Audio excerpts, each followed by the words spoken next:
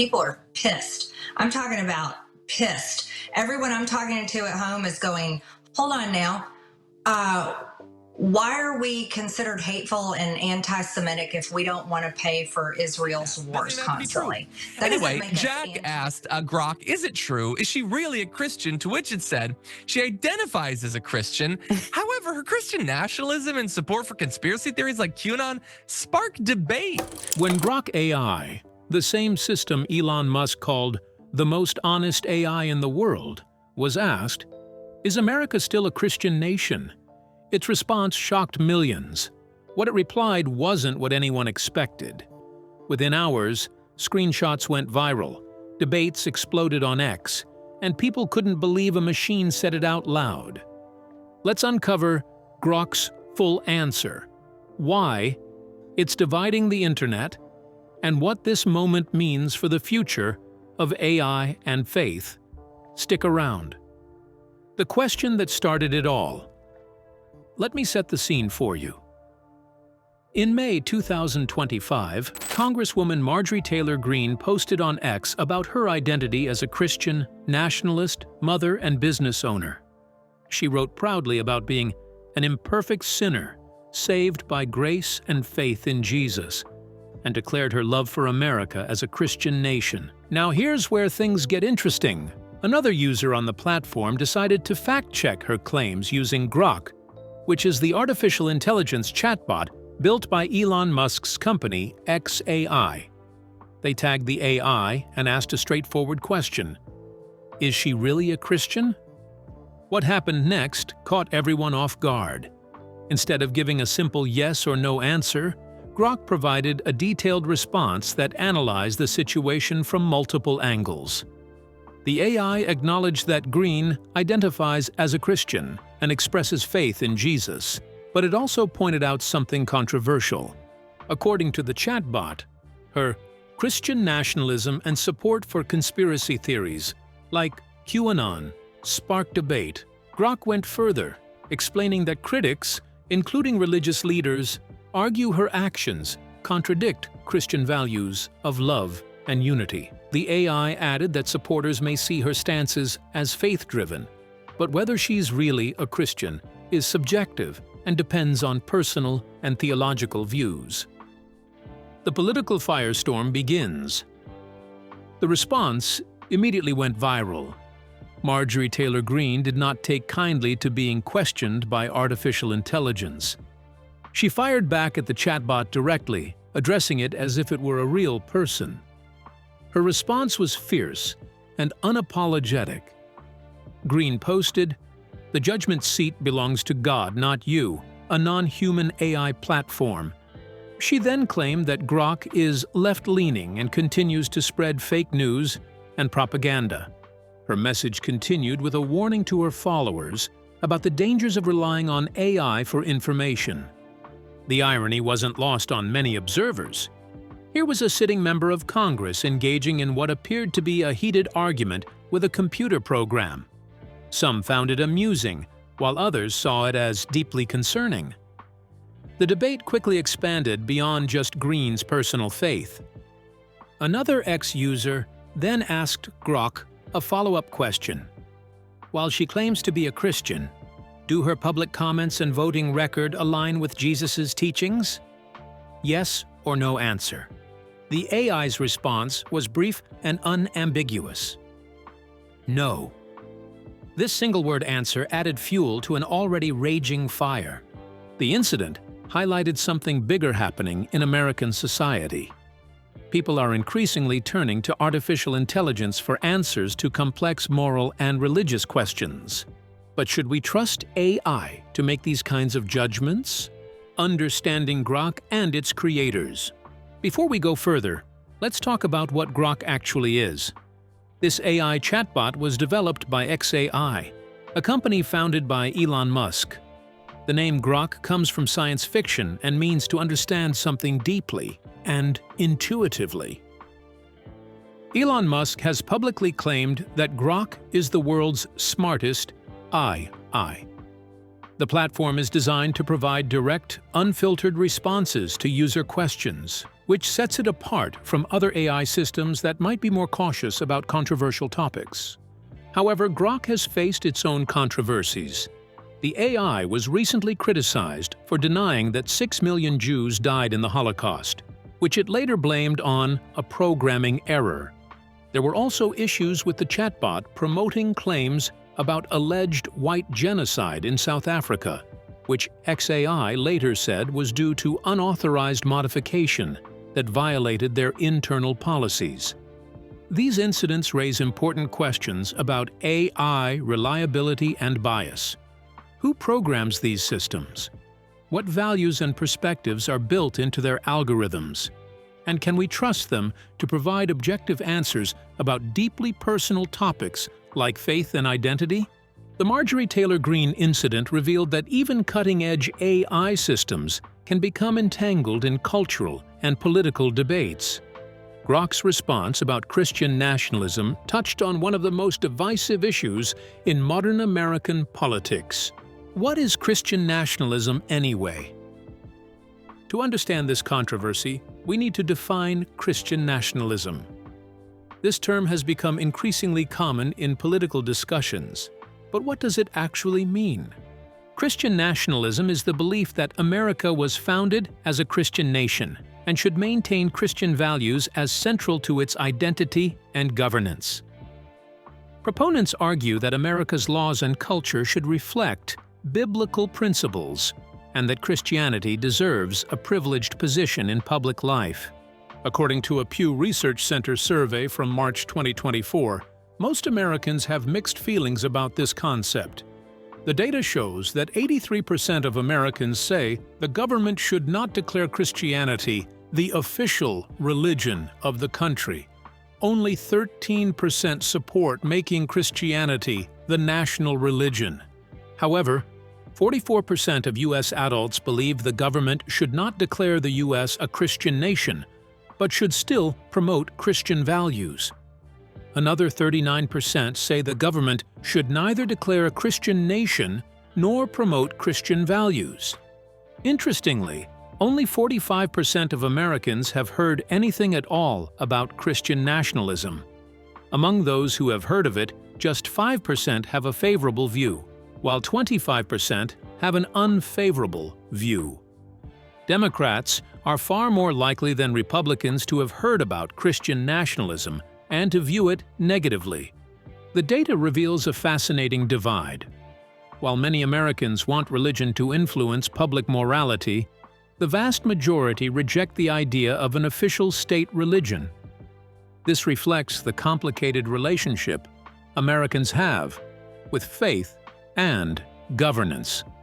The historical reality of America's founding. Here's where we need to look at actual history. Was America founded as a Christian nation? The answer depends on how you define that phrase, but the historical evidence presents a complex picture. The U.S. Constitution, ratified in 1787, makes no mention of God, Jesus Christ, or Christianity. Not a single reference. This was a deliberate choice by the Founding Fathers, who came from diverse religious backgrounds, but shared a commitment to separating church and state. Many of the key Founding Fathers, including Thomas Jefferson, Benjamin Franklin, George Washington, and James Madison, practiced a philosophy called deism. Deists believe in a creator God who established natural laws, but doesn't actively intervene in human affairs through miracles or answered prayers. Thomas Jefferson famously created his own version of the Bible, removing all supernatural elements and focusing only on Jesus' moral teachings. He predicted that future generations would view the virgin birth as mythology. Benjamin Franklin criticized organized religion for emphasizing church membership over being good citizens. In 1797, President John Adams signed the Treaty of Tripoli, which explicitly stated, "The government of the United States of America is not, in any sense, founded on the Christian religion." This treaty was unanimously approved by the Senate and faced no public controversy at the time.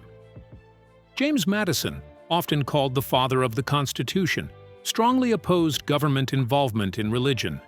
He argued that mixing religion and politics would make people vex and oppress each other, rather than cooperate, for the common good.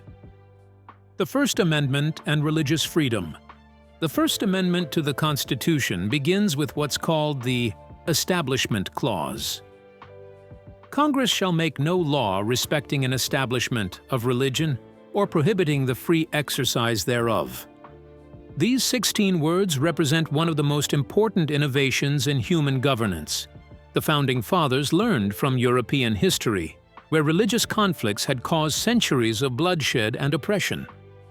James Madison pushed to change the original Virginia Declaration of Rights from granting religious toleration to guaranteeing free exercise of religion. This shift was revolutionary. It meant religious freedom wasn't a privilege granted by those in power, but an inherent right belonging to all people. The founders wanted to protect both religion from government interference and government from religious control. They saw how established churches in Europe had become corrupt and oppressive, using state power to enforce religious conformity. George Washington wrote letters to 22 different religious groups affirming America's commitment to religious freedom, including Jews, Muslims, Catholics, and even atheists. He emphasized that America judged people by their character and contributions, not their religious beliefs. This historical context matters because it shows that the founders intentionally created a secular government that protected religious freedom for all. They didn't establish a Christian nation in the legal or governmental sense, even though Christianity was culturally dominant at the time. Christianity's role in American culture. Now let's be clear about something important. Just because America wasn't founded as a Christian nation, legally doesn't mean Christianity hasn't been profoundly influential in American culture and history. When the nation was founded, the overwhelming majority of Americans identified as some form of Christian, mostly Protestant. Christian churches provided community centers, education, moral guidance, and social services. Biblical language and imagery filled political speeches and public discourse. Christianity shaped many American values, including beliefs about individual dignity, charitable service, and moral accountability. Christian leaders played crucial roles in movements for abolition, women's suffrage, civil rights, and other social reforms. The question isn't whether Christianity has influenced America. It obviously has, tremendously. The question is whether America should be officially Christian in its laws and government, with Christianity holding a privileged legal status. The Founding Fathers answered that question with a resounding no. They believed Christianity would be stronger and more authentic without government support or control. They saw religious freedom as protecting both religion and government from each other. This distinction between cultural influence and legal establishment is crucial. America has been deeply influenced by Christian traditions while maintaining legal separation between church and state. Both things can be true simultaneously. Current statistics on American religion. So what's the religious landscape of America today? The numbers tell a fascinating story of change and stability. According to the 2023-24 Religious Landscape Study by Pew Research Center, which surveyed over 36,000 Americans, 62% of U.S. adults currently identify as Christian. This represents a significant decline from 78% in 2007 and 71% in 2014.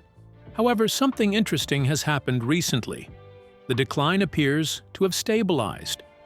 Between 2019 and 2024, the Christian share of the population has remained relatively flat, hovering around 62 to 63%. Some researchers believe the most dramatic period of religious decline may be leveling off.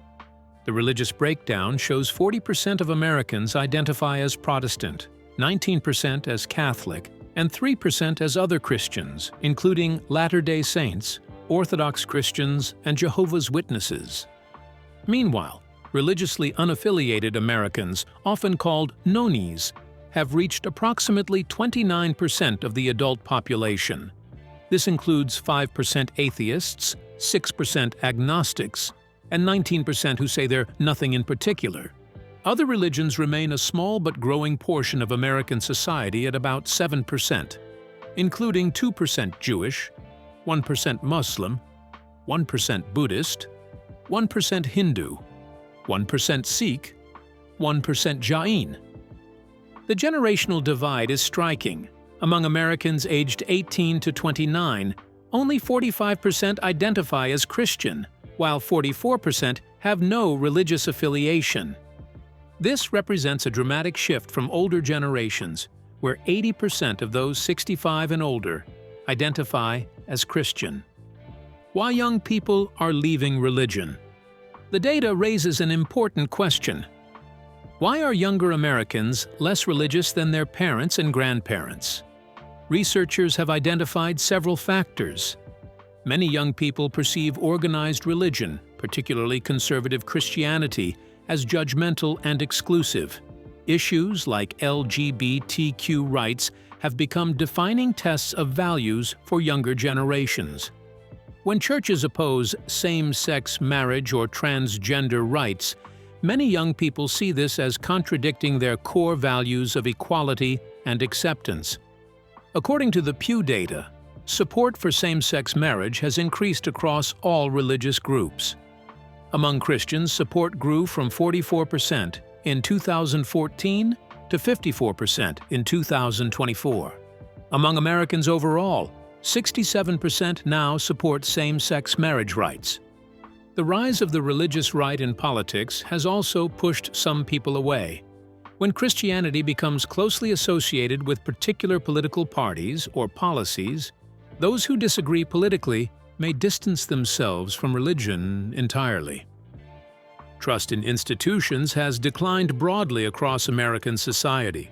Churches have not been immune to this trend, especially after highly publicized sexual abuse scandals in Catholic and Protestant churches. The Pew survey found that positive views of religious institutions dropped from 63% in 2014 to 51% in 2024. Access to information through the internet has also changed how people think about religion. Young people can easily explore different worldviews, question traditional teachings, and find communities online that match their beliefs. They're less likely to simply accept the religion they were born into. Some researchers suggest the decline may be temporary. Michelle Margolis, a political scientist at the University of Pennsylvania, notes that young adults often move away from religion, but sometimes return when they marry and have children. Whether Gen Z will follow this pattern remains to be seen. The political sorting of religion.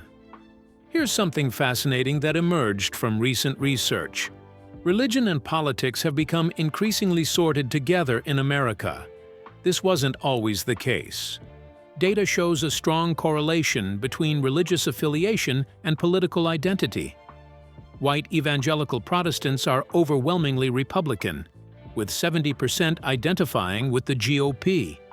Similarly, 73% of Latter-day Saints identify as Republican. However, this pattern doesn't hold across all Christian groups. Black Protestants, who show some of the highest rates of religious commitment, 70% say religion is very important to them, predominantly identify as Democrats, 72%. This political sorting has consequences. As politics becomes more polarized, religious identity gets pulled into the partisan divide. People increasingly choose religious communities that match their political views and leave communities that don't. Penny Edgell, a sociologist at the University of Minnesota, notes this alignment often relates to views on traditional patriarchal gender and family arrangements. Those who support more progressive views on gender roles, family structures, and sexuality are more likely to leave conservative religious communities. Self-described liberals have experienced the most dramatic religious decline. According to Pew data, only 37% of liberals now identify as Christian, down from 62% in 2007. Among liberals, religious non-affiliation has become the most common identity. This sorting creates a feedback loop. As churches become more politically homogeneous, they may feel less welcoming to those with different political views, pushing more people away. The mixture of religion and partisan politics that Madison warned about seems to be coming true. What AI can and cannot tell us about faith, the Grok controversy forces us to confront a deeper question. Should we trust artificial intelligence to make judgments about religious authenticity or values? Artificial intelligence systems are trained on enormous amounts of human-created content. They learn patterns from books, articles, social media posts, and other texts. When Grok analyzed whether Marjorie Taylor Greene's actions align with Christian teachings, it was essentially summarizing prevailing opinions found in its training data. But here's the problem. AI cannot truly understand faith, spirituality, or religious experience. These are deeply personal, subjective aspects of human existence that involve emotions, relationships, community, and transcendent experiences. No algorithm can capture the full complexity of someone's spiritual journey. Religious authenticity is also inherently contested. Christians themselves disagree about what faithfulness looks like. Some emphasize personal salvation and biblical literalism. Others prioritize social justice and compassionate action. Some focus on traditional moral codes, while others stress unconditional love and inclusion.